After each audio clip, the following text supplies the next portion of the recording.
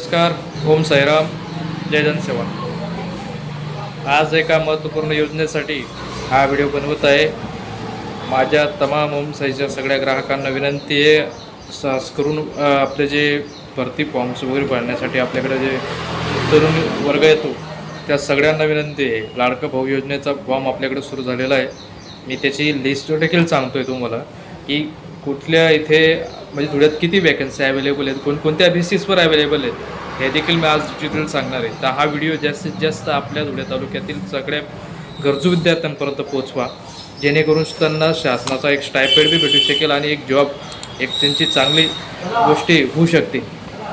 तर लक्षात घ्या, धुळ्यामध्ये डिप्लोमा, ग्रॅज्युएशन, त्याच्यानंतर प्यूनची जागा आहे, त्याच्यानंतर ऑफिसवरसाठी जागा आहे. ग्रॅज्युएशन बेसमध्ये तुमच्या मग RC पटेल असेल, त्याच्यानंतर तुमचे विद्यावर्धन असेल, म्हणजे खूप जागा आहेत बरोबर. त्याच्यामध्ये मी तुम्हाला सगळ्या गोष्टी ऑफिससाठी असतील, ऑफिस ग्रॅज्युएशन असेल, त्याच्यात 90% जागा ह्या सगळ्या RC पटेललाच आहेत बरोबर.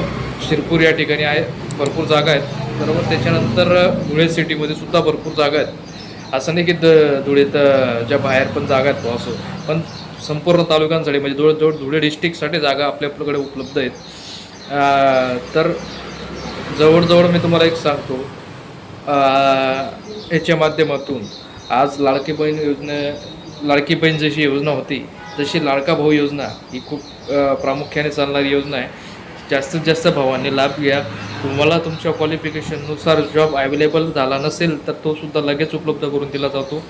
एवढे फास्ट सर्व्हिस या लाडका भाऊ योजनेची आहे.